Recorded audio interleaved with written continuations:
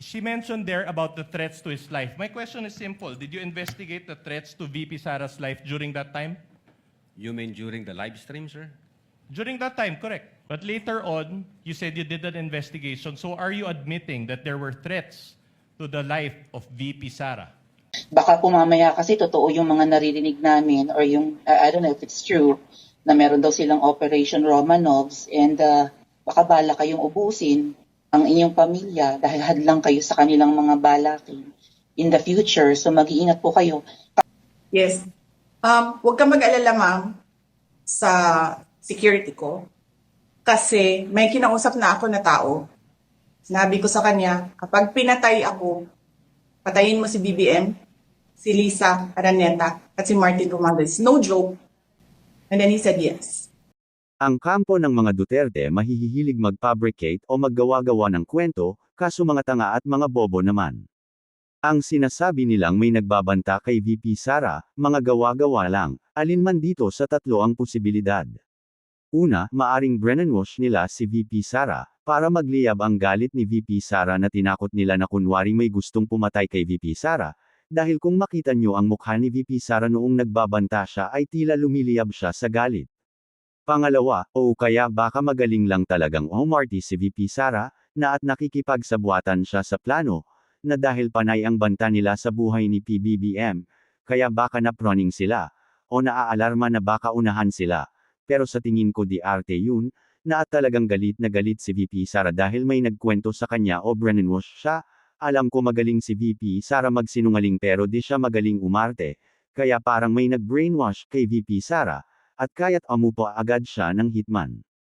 Pangatlo, alam natin na galit talaga si VP Sara kay PBBM, kaya dahil dyan kahit may nag-brainwash kay VP Sara o nakilipagsabwatan si Sara, kahit alam ni VP Sara ang totoo, dahil sa sobrang galit niya kay PBBM, kahit alam niyang di totoo o gawa-gawa lang ang banta, natural pa rin ang makikitang pagliyab ng galit ni VP Sara dahil nga sa galit na galit si VP Sara kay PBBM.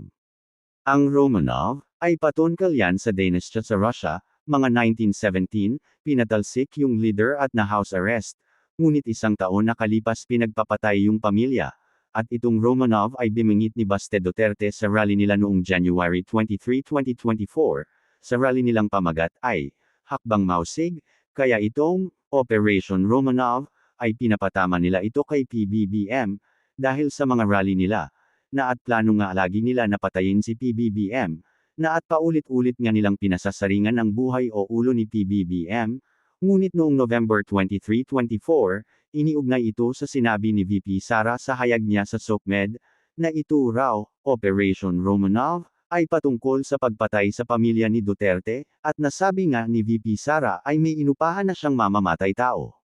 Isipin nyo, alam ni Baste Duterte na ang Romanov ay isang rally o revolution ang pagpatalsik sa isang leader sa Russia, at pinagpapatay yung pamilya, kaya dahil sa rally ito binigkas ni Baste Duterte na gusto nga nilang patalsikan si PBBM, kaya klaradong ibinabanta ni Baste Duterte ang Operation Romanov kay PBBM o sa pamilya ni PBBM. Paano naman ito maiuugnay na patayin ang pamilya Duterte hindi naman sila ang nakaupo sa palasyo, at kung talagang binantaan sila ni PBBM, bakit January pa binigkas ito ni Baste Duterte bakit di nila na-report sa PNP o NBI? Di sana, kung totoo may nagsabi sa kanila, dapat dinala nila yun sa PNP at NBI para testigo, bakit hanggang ngayon wala silang may patoto o kung kanino nila nalaman ang impormasyon, kasi alam nilang magkanda sabit-sabit sila pag tinanong sila.